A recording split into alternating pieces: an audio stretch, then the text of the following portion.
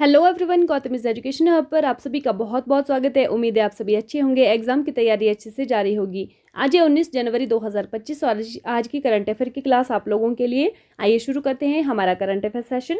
हाल ही में थरमन षणमुगरत्नम 14 से 18 जनवरी 2025 तक भारत की 5 दिवसीय आधिकारिक यात्रा पर थे। यह किस देश के राष्ट्रपति हैं?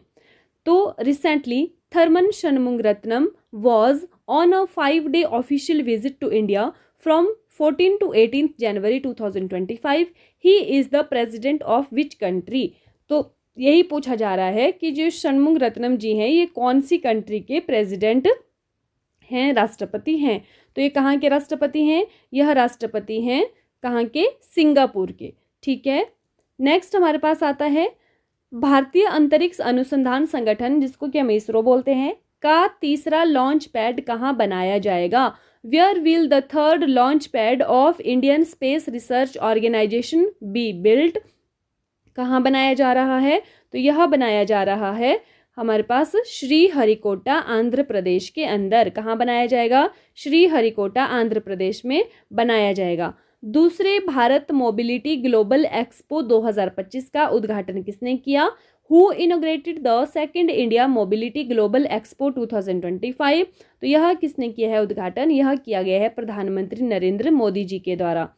प्रधानमंत्री संग्रहालय एवं पुस्तकालय सोसाइटी की कार्यकारी परिषद के अध्यक्ष के रूप में किसे फिर से नियुक्त किया गया है? Who has been reappointed as the chairman of the Executive Council of Prime Minister's Museum and Library Society? तो किसको नियुक्त किया गया है? यह किया गया है नृपेंद्र मिश्रा जी को। किसको किया गया है? नृपेंद्र मिश्रा को किया गया है। क्या चुना गया है इनको? Chairman of the executive council of the prime ministers museum and library society. हाल ही में 52x52x52 मतलब ये डायमेंशंस हैं इसके, इतने फीट का विश्व का पहला महामृत्युंजय यंत्र भारत के किस स्थान पर स्थापित किया गया है? इसकी डायमेंशंस हैं ये 52x52x52 जो यहाँ पर किया हुआ है, तो ये डायमेंशन है इसके। और विश्व का पहला महामृत्युंजय यंत्र है ये, भारत के कौन से स्थान पर स्थापित किया गया है? Recently the world's first Mahamrityunjaya yantra of 52x52x52 feet has been installed at which place in India? तो यह अभी क्योंकि महाकुंभ चला हुआ है तो यह वहीं पर झूंसी हवेलियों नामक जगह है प्रयागराज में, उत्तर प्रदेश में। तो वहाँ पर एक आश्रम है, वहाँ पर इसको स्थापित किया गया है। देखो झूंसी हवेलियों, अगर मतलब पर्टिकुलरली आपसे पूछा जाए तो यही आंसर है इसका, झूंसी हवेलियों। वैसे ये प्रयागराज उत्तर प्रदेश के तपोवन आश्रम में है ये भी आपको ध्यान रखना है, इस तरह का बनाया गया है। ठीक है, नेक्स्ट हमारे पास आता है हाल ही में केंद्रीय संस्कृति मंत्रालय और गुजरात सरकार की ओर से एक अत्याधुनिक संग्रहालय और पुरातत्व अनुभवात्मक केंद्र का उद्घाटन कहाँ किया गया है? देखिए कौन कौन से दो हैं यहाँ पर, एक तो केंद्रीय संस्कृति मंत्रालय और दूसरी है गुजरात सरकार। तो इन्होंने किया है where has a state of the art museum and archaeological experimental centre been inaugurated recently by the union ministry of culture and government of Gujarat. तो यूनियन मिनिस्ट्री ऑफ कल्चर और गुजरात सरकार के द्वारा ये किया गया है। कहाँ पर?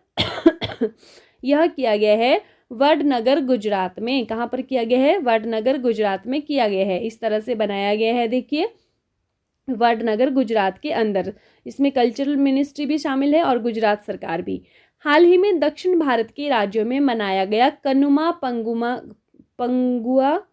पडुंगा त्योहार किसकी पूजा से संबंधित है? The Kanuma Panduga festival recently celebrated in the states of south India is related to the worship of whom? तो ये जो कनुमा पंडुगा उत्सव है ये जो लोहड़ी हम मनाते हैं, मतलब जो मकर संक्रांति मनाते हैं, उसके अगले दिन इसको मनाया जाता है। ठीक है, तो दक्षिण भारत के राज्यों में आंध्र प्रदेश, तमिलनाडु, इन राज्यों में ये मनाया जाता है। तो किसकी पूजा से संबंधित है ऐसा पूछा जा रहा है? तो यह गोवर्धन पूजा से संबंधित है।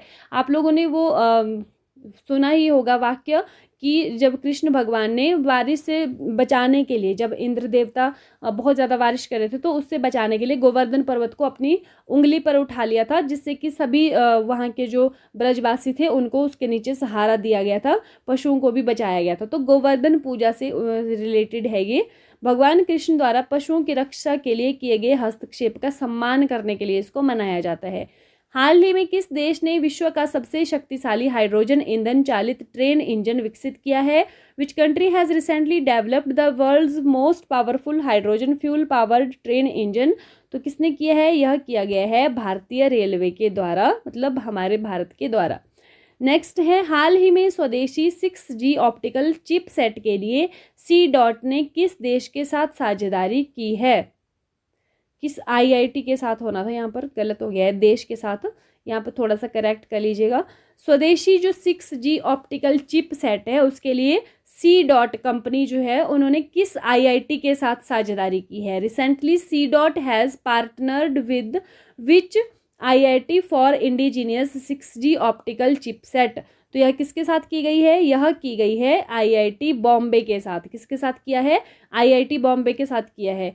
77वें नंबर का, जो 77वें नंबर का गणतंत्र दिवस है 2025 में होने वाला है, उस समारोह के मुख्य अतिथि कौन होंगे?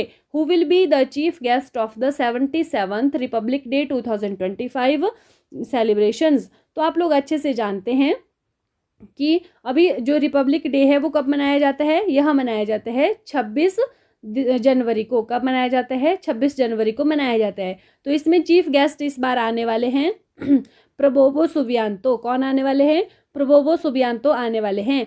और प्रबोवो सुबियांतो जो हैं वो कहाँ के प्रधानमंत्री हैं?